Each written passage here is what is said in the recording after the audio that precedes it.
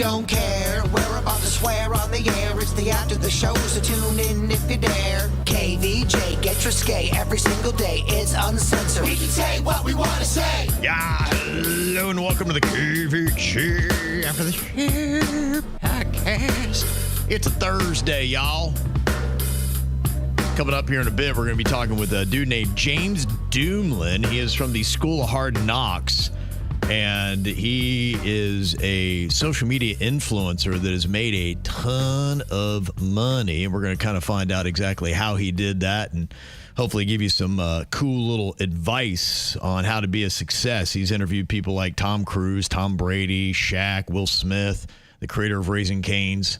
And so there's some good little nuggets in there that you can take with you. And he's doing very well. And I got to tell you, with some of these influencers, a buddy of mine was kind of walking with him through City Place. He's like, there's at least 10 people came up, wanted his autograph. Wow. Yeah. They're kind of like they're the new celebrities, aren't they? They are. Yeah. You're right. Yeah, he said he was getting mobbed down there. I'm like, wow, how about that? So we'll have him in here in just a bit. It's so funny. Get some nuggets. Because he can walk in a room with like a bunch of, people in their 50s and 60s, and they wouldn't know what the hell was going on. Yeah, I know. That's really kind of the crazy thing. It is crazy. You can be so famous with a group. Right. 20-somethings are probably like, oh my gosh, dropping their drink to get his autograph. I think people in the business community know who he is too. So I think you will have a good bit of older people that if that's your world, and a lot of business people, in fact, the buddy of mine who is with that's what he does, is he coaches CEOs and business people. And so, there is a whole circuit of those people that they care about the Shark Tank guys. Yeah, and they're all well known in that world. Yeah, and they get massive numbers. So, we're going to hopefully pick up a couple good things from him, but we will have our regular dose of stupidity as well here, because that's just what we do. Balance. Yes. Oh, I'm sure I'll ask him some stupid shit. That's good. That's good. He's going to roll his eyes at least twice. Yeah. A couple questions we have and comments. Melinda, she said, we're going to be surprising our 11-year-old with a trip to the fair just to see her favorite radio show hosts. Aww. And will there be an opportunity for pictures with you all? And there will. We've talked to them about that, and they're going to be setting up an area. Because one thing we love to do is after we do a live show is if you want a photo, then we will stay and take one with everybody that wants one. Love it. Yeah, that's going to be the game plan for that as well. Show starts right at 7. We're done right at 8. So it's already, they've got all their entertainment scheduled for this stage. So we're on a tight clock. We don't run that. So we're hard in, hard out. Yep. So it would start photos right promptly at 8. So we'll be on a good clock. That ain't up to us. Also, Michael wanted to know, are you guys going to be filming Friday's fair show for YouTube? Yes, that is the plan, that we'll hopefully have our camera set up. That's what we're doing right now. Denny's was staking that out yesterday, and I don't think we're going to be able to live stream it, but we'll be dropping it likely then on Saturday morning for you. You'll be able to see at some point there what happened in that hour, and then we're going to have a lot of stuff on social media. My daughter's going to be out there grabbing clips and doing all that, so you'll be able to check all of it. So that's going to be happening. I do have a comment here. Oddly enough, it's from a Karen. And she said, I heard today's podcast. I was just saying, Virginia, you do interrupt Jbird a lot. You need to let the man speak and finish a sentence, because we do want to hear what he has to say. That's why we're listening, because we like to hear what you all have to say. You cut him off quite a bit from a listener's point of view. It's kind of annoying because we're listening and then you just cut him off and we don't get to hear what he's trying to say. Then he gets frustrated, but then he tries to pretend he's not frustrated and be nice so that he's not putting out negativity, but he shouldn't have to do all that dance just because you're impatient. My brother once told my son that when you interrupt somebody, basically what you're saying to them is, what I have to say is more important than what you have to say. It's a little rude and disrespectful, and as you know, you all have your special niche, so give him his time. I agree with Jbird. If my man was out at a bar flashing his pecker or his ass, I would not think it was funny. I would think it's disrespectful and very immature, drunk or not drunk. And that would not be the person for me unless they did it one time and had not done it in the past and definitely felt remorseful, and I really, truly believed that they would not do it again the next time they got drunk. I'm glad you got my email. Thanks, Karen. Well written. I like the moniker you used, Karen. That was very effective. You should interrupt me more, honestly. Kentucky John, he also said, I was listening to the Should I Snitch segment, and it sounded like Virginia was coming from a place of experience about the flashing after a few cocktails. So my question is, has Virginia ever flashed anyone since she has been with Panda, and if so, when? No, I am not a flasher. Now, I have been scandalous, but you've never been able to see the pink parts. What does scandalous mean for somebody? So I've gotten body paint before. I've done stuff like that. That's different, though. Flashing's a thing that is on a whim. He knew about the painting and all that stuff. I've never shown the pink parts. But I also have been in groups where girls have, because they got all caught up in the moment and they were having fun. And I'm here for that fun. Okay. I think it adds to the whole evening. It takes a 7 of a night and turns it to like a 10, because all kinds of attention and fun and craziness happens afterwards. I'm a fan of all that. Mm-hmm. Okay. Yeah, I definitely don't want people to think I'm against flashing. That's bullshit. Flash him if you gotta. That was just that specific scenario is just how I felt, and like I said, interrupt me more. And we were asking about Prince Harry. He's got that case against the paparazzi. Daily Mail, I think especially, is one that case is going on in England. It sounded like he was getting really choked up. And, one of the things that kind of, stood out to me was he talked about how miserable his life had been. And I'm sure he's just only referring to that thing. So I was being a bit facetious with my comment. But I'm like, okay, you do have security. You do have the ability to, live in nice houses and all that. Now, I think part of that, they did get cut off a bit. So I think part of it was doing their own thing. But, they would still have their own money. Yeah, they came and got Netflix money. They got podcast money. They got Archwell money. Like, they're not in the poorhouse. So my question was, how do British people feel about Prince Harry? Where do you sit on that? I have heard, because I'm late to the game with the whole royal. Remember, I used to hate talking about the royal stuff. You did. I started watching Meghan Markle clips, and I love cringy stuff. And I couldn't believe how cringy some of this shit was. So I just got sucked into watching Meghan Markle tries to bake a cake, and there's no cake there. Yeah. Like, Meghan Markle tries to make an apple pie, but it's blueberries. I just got. We kind of know how Americans feel about Meghan Markle. So how do the Brits feel about Prince Harry? But so I started going to a deep dive and hearing what British people had to say, and it didn't sound favorable. Yeah, well, Tara, she says, I am British, and Harry is disappointing. He married his stalker that tried to mimic his mother in a creepy way, right down to Diana's perfume. Just a weird situation. I've heard that. And then she pretended to not know that he was a royal, and she was like asking about him, and she's like, well, is he kind? Oh, no, the shit that I was really getting, because I had no idea how bad it was. I just thought people thought they were corny. Right. She's psychotic. She had her eyes on the prize, and then she pretended like she didn't. People that knew her back in the day said like she had like vision boards and stuff, and oh wow, she had like totally fixated on the royals. And I don't think she can cook that well either. That's the other thing. She's not a real chef. So she tries to come off like she's Martha Stewart. And you're watching and you go, motherfucker, you just put a little jelly on a cracker right now. This is not cooking. She ain't real. No, I honestly, if I got into a bake-off with Markle, I think I could win. Now that I would watch. Uh-huh. And Nicole said, Kevin is wrong on the characters. Harvey Specter did not play Meghan Markle's husband. I don't know if I said that. If I do, I do know that. What I was trying to say earlier with the show was what Meghan Markle played was the character of Rachel Zane, and she gets married to Mike Ross. And when she left the show Suits, what I was saying is Gabriel Mock he played Harvey Specter. It's his birthday today, so that's why the conversation came up. So I was just talking about the great dynamic that Harvey and Mike had, and because Mike was married to Rachel and she left the show, they wrote it so he went to Seattle, and then the show was taking place in New York, and so he was only a guest star. Every now and then he'd pop up, and the great dynamic of that show was Harvey and Mike's relationship. So her leaving took away that constant dynamic. They weren't on screen together that much. So, yeah, I don't know if I said it wrong. I don't know. Maybe I blacked out. I don't know. But it was a little confusing for those of us that don't watch Suits. I was trying not to give a spoiler is what I was trying to do, and that's the hardest thing ever. So you just got to come right out and spoil shit, I guess. Well, that's what Virginia does. Yeah. Right off the bat.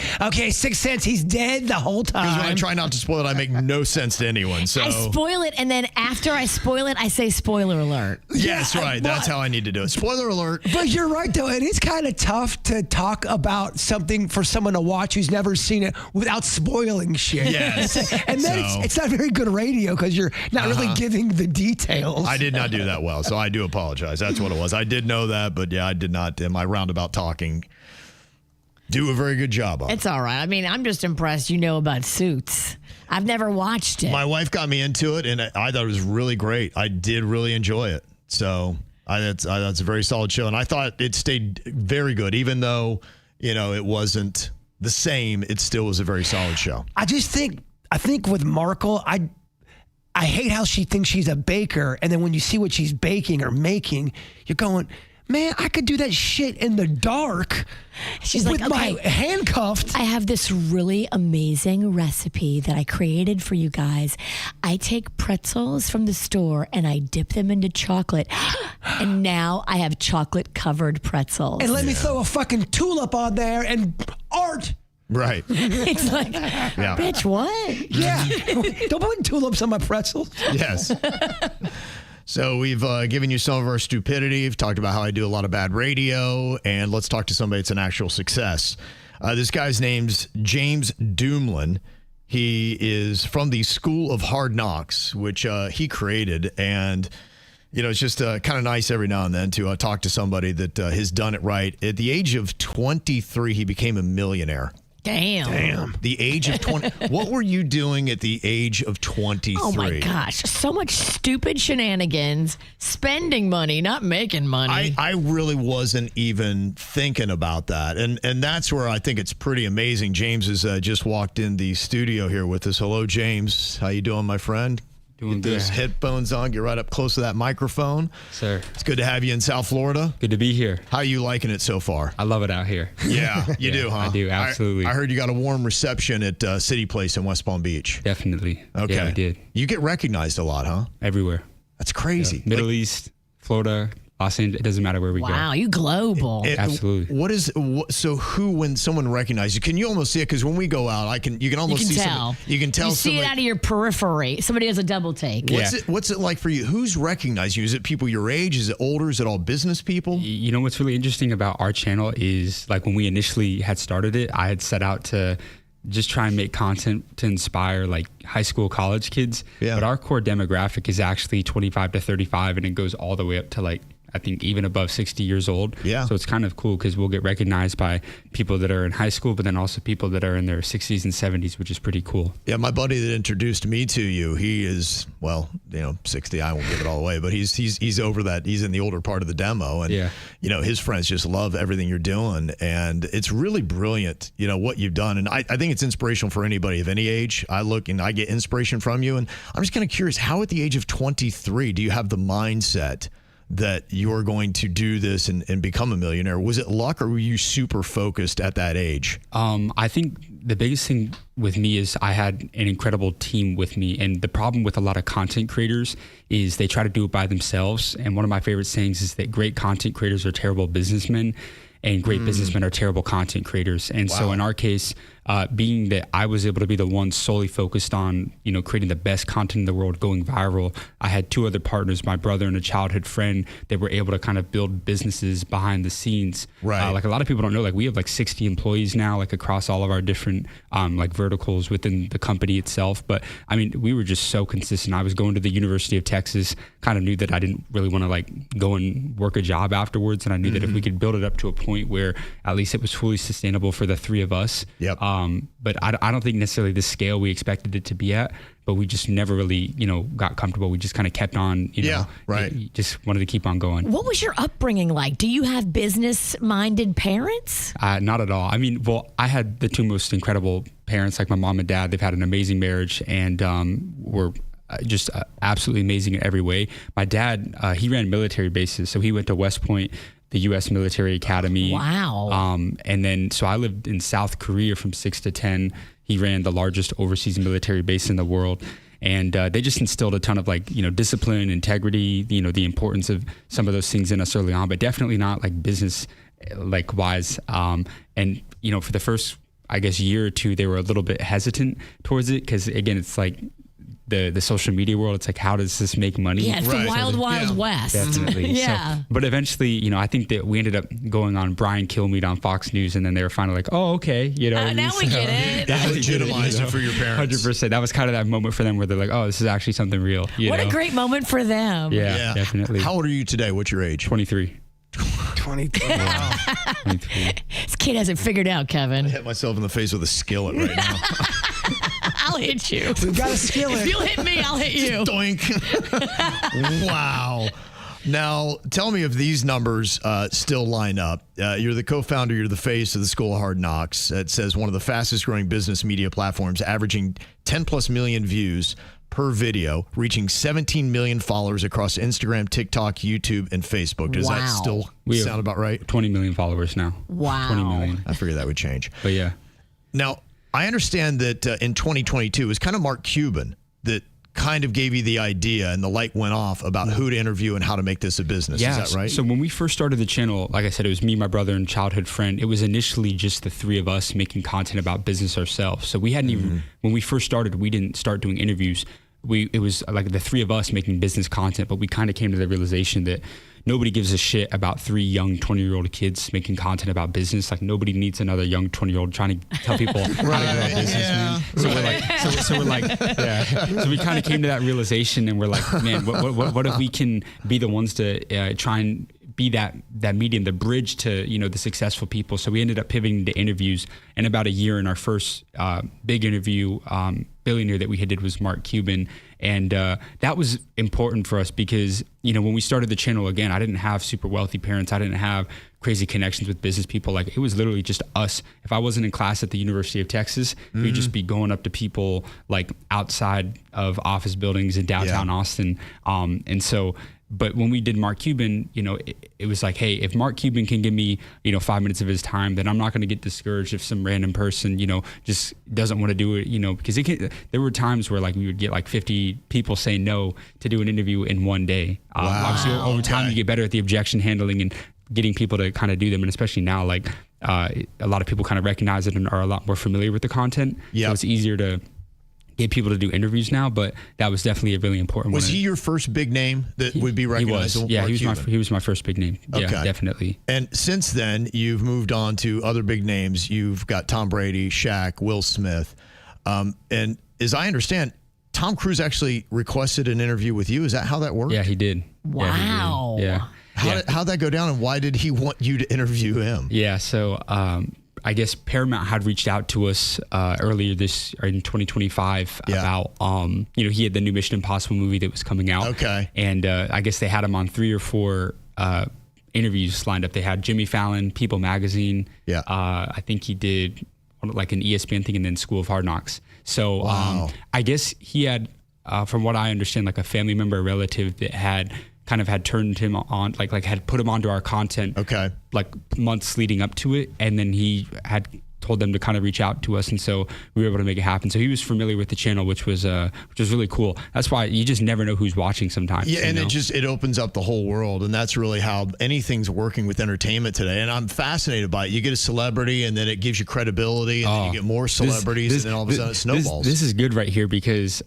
my favorite saying ever is credibility kills all bad attitudes. Credibility kills all bad attitudes, because like I look at some of the people that we've done now and I've done recently, and some of the people that you named, like prior to like that interview right there, like it was impossible to get an answer back from them. Some of them, like some of the billionaires I've done, even said no initially, but then I mean between that one and then the cool thing about Tom Cruise is we did that in San Antonio. It was like the last day before Mission Impossible came out, and then the next day we flew to Los Angeles to do Will Smith. So I kind of had them both in the pipeline, but was able to line it up. Wow, nicely, that's a big week. That's credibility. Oh my gosh! If you don't mind, James, I'd like to play the clip of the Tom Cruise interview that you had done. Yeah. And you've been a top actor for decades. What's been the biggest driving factor of your success throughout your career? I don't know what separates me necessarily. I think everyone has their own things that they're interested in, and it's passion. And finding something, that you're passionate about, that it's not what I do, it is who I am. And so those things that I encourage that in others, and I'm always asking people, what is your passion and why do you pursue that? And it's my passion to make films, my interest in humanity, my interest in life and how it works, my interest in knowledge, and knowledge that I can apply to attain the goals that I have set for myself and that of my filmmakers together. And just very passionate about learning, very passionate about storytelling. You've become obsessed with all aspects of film and movies. How important was it for you to become obsessed? It's not obsessed, it's interested. Obsession can have a negative connotation. It's an interest. As I said, you look at the amount of industries that it takes and encompasses all of life. How was Tom when you went to interview him? Was it quickly talk to him and then they break away fast? What was the experience like? What did we not see on camera with that? Well, I'll tell you a little funny story about that. So, again, when you start working with those like big, what would you consider Paramount, like a big media company, big media conglomerate? Those PR people can be a little bit tense in terms of we've seen that, because we had an episode where he went up to Tom Cruise and his handlers were in. That's why I'm asking, because they removed us. Fuller got in, asked him a dumb question, and they got him out real fast. And that's don't get me wrong. I'll always take an opportunity to do something like that, but like the process leading up to it, I had to kind of submit a bunch of questions in advance, and they're like, okay, you can ask him, these 3, and I was like, okay, 3 I can work with. And the day of the interview, they're like, actually, no, only ask him 2, only ask him these 2, and I'm like, 2 questions isn't really an interview. Right. So then when it comes time to do it, I'm doing the interview with him, and I told my team, I'm like, guys, like I'm just gonna keep firing questions. I'm not gonna. I'm not gonna just. I can't ask 2 questions because I still got to get a usable interview. Right. You know what I mean? Okay. Good for you to have the balls to do that. I kind of just kept on asking questions, and he was receptive, and he just kind of did it. I love it. So that's kind of how I heard he fired that person right after the interview. No, but you made him look good too. Yeah. You're not a guy who's getting in his face and insulting him or embarrassing him. Squirting him with a flower. Right, like that has been done in the past. Like you came out and you made him look good. Yeah, well, that's my goal. That's why I tell everybody, it's like my job is to make you look as good as I humanly possibly can. Like I want people to. It's not a gotcha. No, definitely not. Like Will Smith. Like I tell everybody, like Will Smith is like, and I know that he's been through a lot and whatnot, but he was one of my favorite interviews I've ever done. And he's had an incredible career. He's one of only 7 actors that have made $100 million off of one movie. he's like, I have a tremendous amount of respect for him, and he was so nice to my team and everybody. His energy was incredible. So like, I'm not trying to, pull a fast one on anybody, and make them look bad. Just by looking at us, you've seen us for about 10 minutes. How can we get better? What do we do? What can we? Yeah. Well, do you mind real quick? Can I play a clip of the Will Smith? Yeah, go fast while we're here. Will Smith in the building. Did you come from a lot of money? No. I came from the opposite. So what was your turning point to financial freedom? I realized that taking advice from somebody who hasn't done what you want to do is almost insanity. Like listening to people who haven't done the thing that you want to do, that makes you crazy. Do you think money buys happiness? Hell no. There's an amount of money that once you pass it, it buys misery.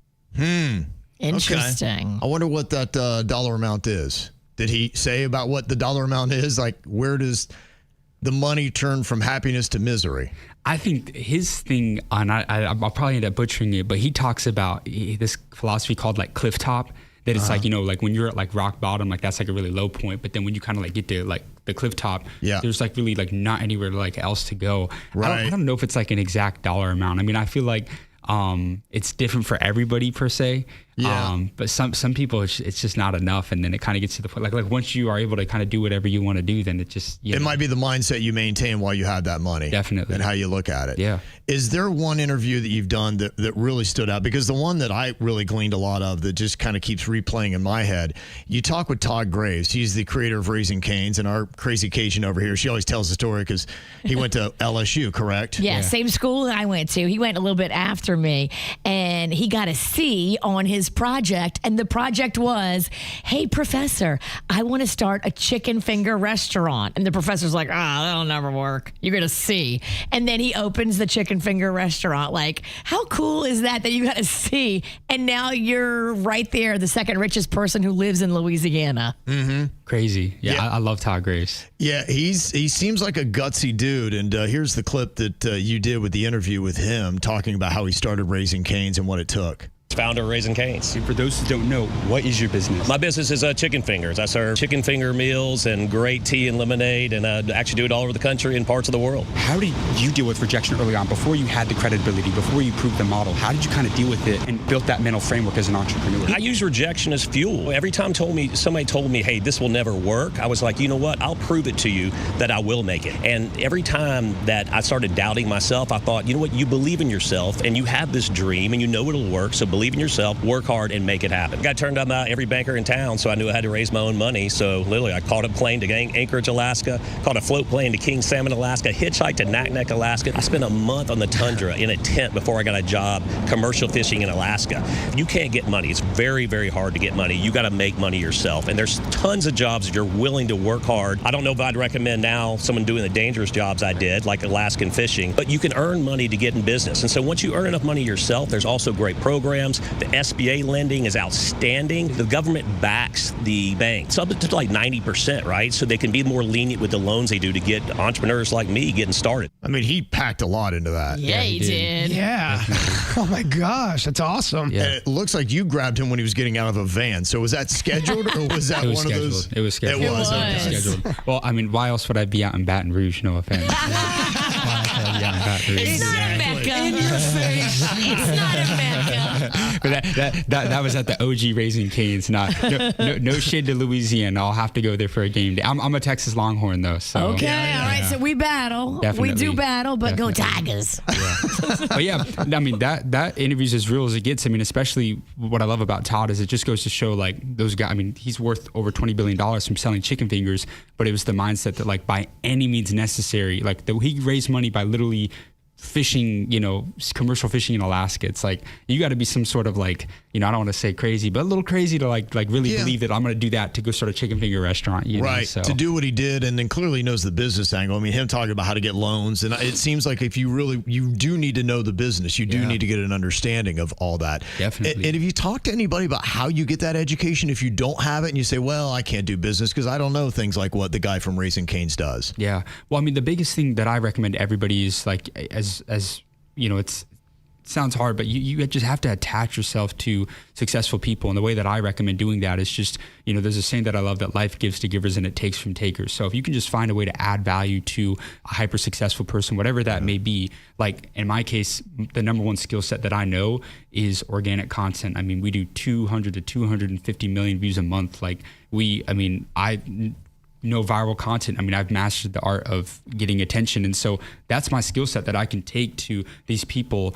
For example, one of the businesses that I started was a marketing agency for wealthy entrepreneurs to help them blow up their personal brands. And so through that, I mean, I've developed a relationship with some of the biggest real estate entrepreneurs in the country. And I've just bought a shopping center up in Ohio. Wow. And so that was my second deal last year. And I want to do a couple this year. And so again, it's like the power of like, hey, I'm able to help them with content, but then it's like I also don't even have to think about having to like go find all these real estate deals because of just like the network that we built. I mean, it's like if you can just find one skill and just become like, you know, one of the best in the world at it, if you can, and it's whatever it may be. Like I always like to say that like everybody in here does something better than Tom Brady, right? And maybe it's playing the piano, maybe it's, who knows what, it's not throwing a football. Right, but right. But if you think about anybody in the world, there's something that you probably do disproportionately better than them. Maybe it's writing cursive, I don't know. But if there's a way in which you can kind of like offer them that skill set or value and it could enhance their lives, then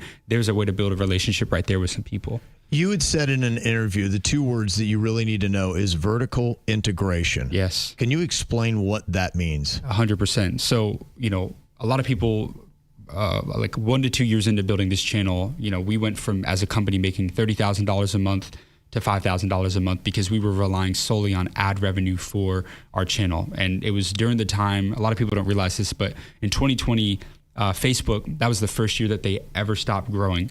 So Facebook was incentivized, and it's like, hey, how do we get people coming to our platform? How do we compete with like TikTok, which is taking a lot of market share from us, where we're going to have to start paying these creators good money to create content on our platform. So we were making like $30,000 a month off of Facebook. Well, I tell people this all the time, but when you post content on YouTube, Instagram, TikTok, or Facebook, you no longer own that content. That platform owns that content. Therefore, they can decide whether they want to pay you or not pay you. Right. And we did, I don't even remember what the video was, but we got demonetized. So we go from, as a company, making $35,000 a month, this is 2022, to like less than $5,000 a month. So again, it goes back to, you know, with 3 co-founders, you can't build a business relying on ad revenue. So we're like, okay, let's take this concept of vertical integration, which is look at all the different ways that you could be making money with your current business or brand, or all the people that are making money off of your efforts. A great example of this is one of my clients owns the 2nd largest Sunspa tanning franchise in the United States. And so, well, he's paying hundreds of thousands of dollars in HVAC fees and plumbing fees. So what did he do? He went out and bought an HVAC company. He bought a plumbing company. Those are vertical brands to his business. He was paying hundreds of thousands of dollars in fees in commercial real estate. So he started a real estate brokerage. So instead of paying all these other companies, now he's paying himself, and his competitors, people are paying him for his business. And in the media business, in our case, it was, okay, what are we doing? What are we creating content for? Well, we're interviewing wealthy entrepreneurs. So boom, we're building a relationship with them because we're interviewing them. A lot of these people, again, great businessmen, are terrible at content. Let's help them with their content. Marketing agency. Why do people follow us? Well, because they want access to some of the richest people, some of the most successful people in the world. So we started a subscription community that now has over 7,000, I think close to 8,000 people on like a $49 a month subscription. So like that business does over, you know, right around $200,000 in monthly recurring revenue.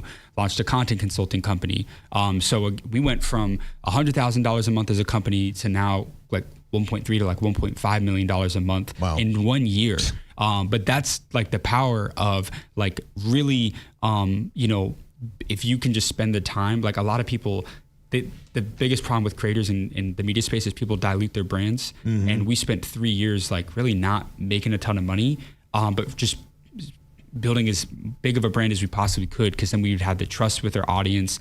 People, they knew how valuable the content was. So then when it came time to kind of like launch something that we got the right people involved in, and it's like a really good product and service, whether it's the community or the marketing agency, it's like, I mean, we've got such great team people. I mean, we've got such low churn in the community, such low, I mean, it's been really good.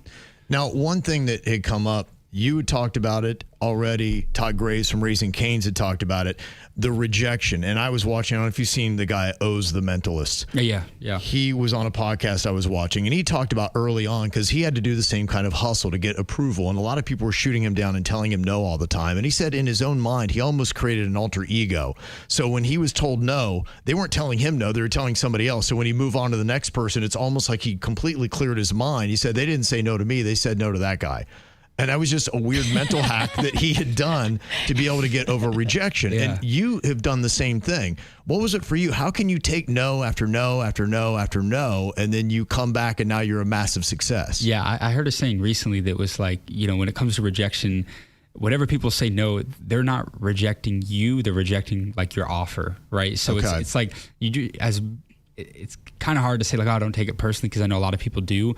But to me, the worst thing somebody can say is no, right? But here's the way I look at it is that if they say no, then you're in the exact same place that you were than if you would have never even tried. And to me, it's better to get a rejection than live with regret. Like I'm full of these sayings, but like I always like to say that if you think the price of winning is too high, wait until you get the bill of regret. Cause like that to me is like the worst thing in the world is to like, regret something like that. But again, I think that if you just also understand that, again, hyper successful people, there's not a single person that didn't get to like a tremendous level of success without facing a ton of rejection. I mean, look at Barbara Corcoran and the whole Shark Tank thing. Like the person in Shark Tank, didn't want to give her a shot on the show, and she's one of the best hosts on that channel. I mean, and there's countless stories of this happening, whether it be people trying to raise money for their business, getting a C on a project in school. I mean, the thing with Shaq, I forget what it was, but something like his teachers told him that like he wasn't gonna be successful at business at all or whatnot. So I mean, it's just, I mean, I think that as long as you can kind of just see it in your head, really believe it, like I think that you'll end up achieving it for sure. Now you still have a list of people that you would like to talk to, and the people on the list, I've seen people like Donald Trump, 100%, Elon Musk, which you're in the right place because every now and then they hang out here together. Yeah. So you just got to somehow get past security. I hear they're easy to get to. Right. Yeah. Kim Kardashian's on that list. Yeah, she'd be dope. Yeah. Okay, you respect the Kardashian business mind? Absolutely. I do. I mean, I think that there's a bunch of sharks in that family. I do. Okay. For sure. Yeah. Is it all Chris, or you think the daughters have some? The daughters, I mean, attention, man. Like, you got to respect that, and the longevity as well. And also, like, what she's done with, like, Skims. I mean, Skims is, probably massive. Like a 11-figure company at this point. I mean, and it's a relatively new company in the Kardashian brand, so they're still churning. Yeah, I mean, and at the end of the day, too, it's like, yes, I mean, Chris is definitely immensely successful, but I mean, it's like all the daughters, they've understood how to master attention. They're great marketers for sure. So how would people find you to follow you and get more information from you, James? The School of Hard Knocks on all platforms. Okay. Yeah, the School of Hard Knocks. Can I ask one stupid question? Yeah. Please do. You talked about how your father was high in the military. Did he ever, and this is off topic, did he ever bring up any kind of UFO stuff, stories, any kind of, anything like that? No, he flew Black Hawks, but I didn't hear any UFO stories. Really? Yeah. Damn it. Okay. He really believes they're out there. Yeah, I'm a big... what do you think? I probably, honestly, I think there's a lot that we don't know. Yes. I think there's a lot we don't know. One of the things that interests me on that topic is like, I think about like the ocean, like 70% of the oceans haven't been discovered. Like, who knows what the hell's out there? I think they're in there. Probably. What are your plans for the rest of your time in South Florida? Man, just doing some content today. I'll be doing some interviews today, and then I fly out to Los Angeles tomorrow. There's like the global or the aviation awards out there that I think is hosted by John Travolta, and I know that they'll have some billionaires in there. So I'm gonna try to get some interviews out there. That's amazing, man. 100%. Good for you. I'm so excited to see what you do, and what you say is so inspirational to so many people. I know it's crazy. I got a 23-year-old that's inspiring a 52-year-old, but it really is, man. So you keep doing what you do. Thank you, guys. I really you're wise beyond your years. Thank you so much. I appreciate that. Appreciate that. All right. Well, y'all have an amazing day. We got one day left of the weekend. We'll see you back here for it. Goodbye.